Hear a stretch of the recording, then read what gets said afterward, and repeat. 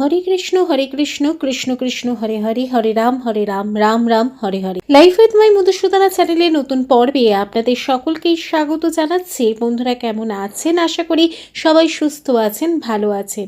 শ্রী হরি বিষ্ণুর অশেষ কৃপা পেতে অবশ্যই কমেন্ট বক্সে লিখুন হরে কৃষ্ণা। এই পর্বের বিষয় হলো 2025 সালের 1432 বঙ্গাব্দের পৌষ মাসে পুত্রদা একাদশীর পূর্ণাঙ্গ সময়সূচি, একাদশী তিথি কখন লাগবে, কখন ছাড়বে, একাদশী ব্রত পালনের সময়। এর পাশাপাশি আমরা জানবো পৌষ পুত্রদা একাদশীর পূর্ণ পবিত্র ব্রত কথা, ব্রত মাহাত্ম্য, সবটাই জানবো এই ভিডিও থেকে। ভিডিওতে যাওয়ার আগে লাইফ উইথ মাই মধুসূদনা চ্যানেলকে সাবস্ক্রাইব করুন, লাইক কমেন্ট শেয়ার করুন, ধার্মিক হয়ে নোটিফিকেশন ঘন্টাটা বাজিয়ে দিন। পৌষ পুত্রদা একাদশীর পূর্ণ পবিত্র ব্রত কথা, ব্রত মাহাত্ম্য। যুধিষ্ঠির বললেন, হে কৃষ্ণ, পৌষ মাসের শুক্লপক্ষের একাদশী নাম কি, বিধি বা কোন দেবতা ওই দিনে পূজিত হন এবং আপনি কার প্রতি সন্তুষ্ট হয়ে সেই ব্রত ফল প্রদান করেছিলেন? কৃপা করে আমাকে সবিস্তারে তা বলুন। শ্রীকৃষ্ণ বললেন, হে মহারাজ, এই একাদশী পুত্রদা নামে প্রসিদ্ধ। সর্বপাপ বিনাশিনী এই একাদশীর অধিষ্ঠাত্র দেবতা হলেন সিদ্ধিদাতা নারায়ণ। ত্রিলোকে এর মতো শ্রেষ্ঠ ব্রত নেই। এই ব্রতকারীকে নারায়ণ বিদ্যান ও যশস্বী করে তোলেন। এখন আমার কাছে ব্রতের মাহাত্ম্য শ্রবণ করুন। ভদ্রাবতী পুরীতে সুকেতুমান নামে এক রাজা ছিলেন। তার রানীর নাম ছিল সেব্যা। রাজদম্পতি বেশ সুখেই দিন যাপন করছিলেন। বংশ রক্ষার জন্য বহুদিন ধরে ধর্মকর্মের অনুষ্ঠান করেও যখন পুত্র লাভ হলো না, তখন রাজা দুশ্চিন্তায় কাতর হয়ে পড়লেন।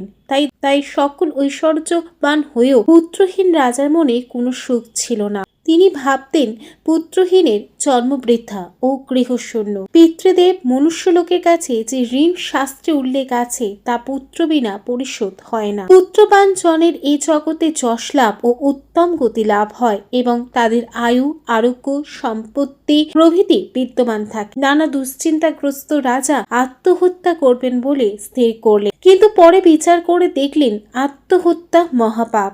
এর ফলে কেবল দেহের বিনাশ মাত্র হবে, কিন্তু আমার পুত্রহীনতা তো দূর হবে না। তারপর একদিন রাজা নিবিড় বনে গমন করলেন। বন ভ্রমণ করতে করতে দ্বীপ্রহর অতিক্রান্ত হলে রাজা ক্ষুধা তৃষ্ণায় অত্যন্ত কাতর হলে এদিক ওদিক জলাদির অনুসন্ধান করতে লাগলেন। তিনি চক্রবাক, রাজহংস এবং নানা রকম মাছে পরিপূর্ণ একটি মনোরম সরোবর দেখতে পেলেন। সরোবরের কাছে মুনিদের একটি আশ্রম ছিল। তিনি সেখানে উপস্থিত হলেন। সরোবর তীরে মুনিগণ বেদ পাঠ করছিলেন।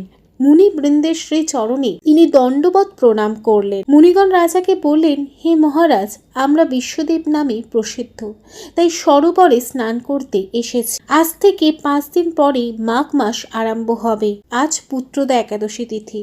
পুত্র দান করে বলে এই একাদশীর নাম পুত্রদা। তাদের কথা শুনে রাজা বলেন, হে মুনিবৃন্দ, আমি অপুত্র, তাই পুত্র কামনায় অধীর হয়ে পড়েছি। এখন আপনাদের দেখে আমার হৃদয় আশার সঞ্চার হয়েছে। এই দুর্ভাগা পুত্রহীনের প্রতি অনুগ্রহ করে একটি পুত্র দান করুন। মুনিগণ বললেন, হে মহারাজ, আজ সেই পুত্রদা একাদশী তিথি, তাই এখন আপনি এই ব্রত পালন করুন। ভগবান শ্রীকৃষ্ণের অনুগ্রহে অবশ্যই আপনার পুত্র লাভ হবে। মুনিদের কথা শোনার পর যথাবিধানে রাজা কেবল ফল মূলাদি আহার করে সেই ব্রত অনুষ্ঠান করলেন।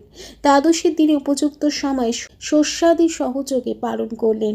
মুনিদের প্রণাম নিবেদন করে নিজ গৃহে ফিরে গেলেন। ব্রতের ফলে রাজার পত্নী যথাসময় একটি তেজস্বী পুত্র লাভ করলেন। হে মহারাজ, এই ব্রত সকলেরই পালন করা কর্তব্য। মানব কল্যাণ কামনায় আপনার কাছে আমি এই ব্রত কথা বর্ণনা করলাম। নিষ্ঠা সহকারে যারা এই পুত্রদা একাদশী ব্রত পালন করবেন, তারা পুত নামক নরক থেকে পরিত্রাণ লাভ করবে।